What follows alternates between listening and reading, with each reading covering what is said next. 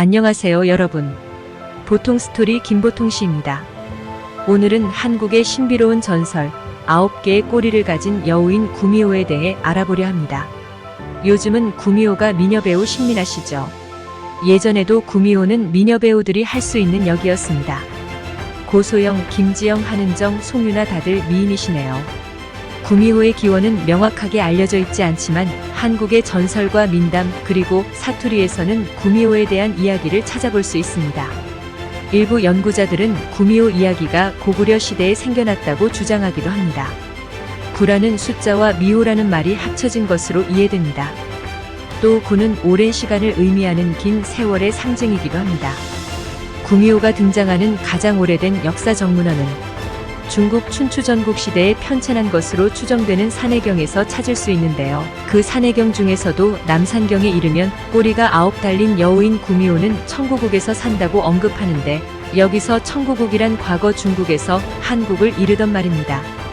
이 기록이 현재까지 발견된 가장 오랜 구미호 관련 기록입니다.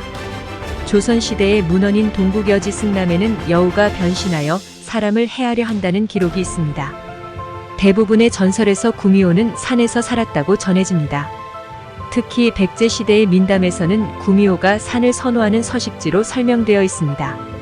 다들 산에서 나무장작을 패거나 볼일 보러 산을 넘거나 하면 구미호에게 홀려 간을 내어주게 되는 겁니다. 1000년 동안 살아 인간의 간을 100개 먹으면 인간으로 변신할 수 있다고 믿어왔습니다. 일반적으로 이는 인간의 생명력이나 정수를 흡수함으로써 인간의 모습을 가지려는 구미호의 욕망을 상징하는 것으로 해석됩니다. 인간의 간을 먹는 행위는 구미호가 인간이 되기를 원하는 강렬한 욕망을 보여주지만 그 과정에서 다른 생명을 해치는 부정적인 행위를 통해 그 욕망의 결과가 항상 긍정적이지 않다는 메시지를 전달하기도 합니다. 구미호는 인간의 모습으로 변신하여 사람들 사이에서 살아가곤 합니다. 그들은 그런 방식으로 사람들을 유혹하거나 혼란을 일으키곤 했습니다.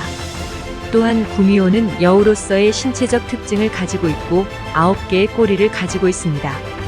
인간의 모습으로 변신할 수 있는 능력이 있어 매우 아름다운 여성의 모습으로 사람들을 유혹하곤 합니다.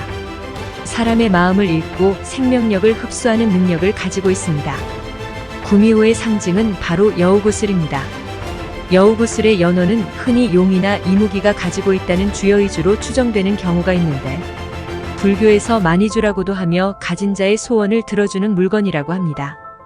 여우구슬은 구미호가 1000년 동안 쌓아온 에너지와 지혜 그리고 생명력을 상징하며 가지고 있는 자에게 강력한 힘을 부여한다고 믿어집니다. 여우구슬은 보통 구미호가 자신의 간을 빼내 만든다고 전해집니다.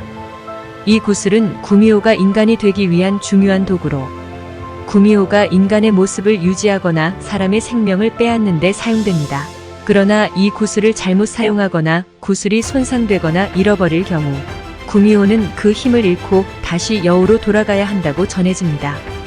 저도 가지고 싶네요. 힘들다 정말 또르르. 구미호는 여러 다양한 모습으로 그려집니다. 설화에서 그 중에서도 금오신화의 박시전에서는 구미호가 박씨라는 인물에게 자신을 구원해달라고 부탁하며 나타나 결국 그의 아내가 됩니다. 하지만 박씨가 여우의 정체를 알게 되면서 비극적인 결말을 맞이하게 됩니다. 구미호와 비슷한 개념은 다른 문화에서도 찾아볼 수 있습니다. 중국에서는 화우가 1000년을 살아 인간이 되는 능력을 가졌다고 믿어졌습니다. 화우는 주로 아름다운 여성의 모습으로 나타나 사람들을 유혹한다고 알려져 있습니다. 일본에서는 키츠네라는 여우 요괴가 있습니다. 키츠네는 능력이 강해질수록 꼬리가 늘어나며 9개의 꼬리를 가진 키츠네는 특히 강력하다고 여겨집니다. 키츠네는 사람을 현혹시키거나 속이는 능력이 있습니다. 서양에서는 멜루사나 뱀파이어가 있습니다. 동양의 구미호와 비슷하게 인간의 생명력을 빨아들이는 존재로 나타납니다. 멜루사는 그녀의 머리카락이 뱀으로 변하며 뱀파이어는 사람의 피를 빨아들임으로써 생명력을 얻습니다. 이들은 구미호와 비슷하게 인간의 생명력을 빼앗는 존재로서의 이미지를 가지고 있습니다. 구미호는 세월을 거치며 다양한 변화를 겪었습니다. 인간을 현혹시켜 간을 파먹는 불길한 요괴에서 아주 귀엽고 사랑스러운 모습으로 순수하게 인간을 동경하고 그들 사이에 섞여 살아가고자 하는 우리의 이웃으로요.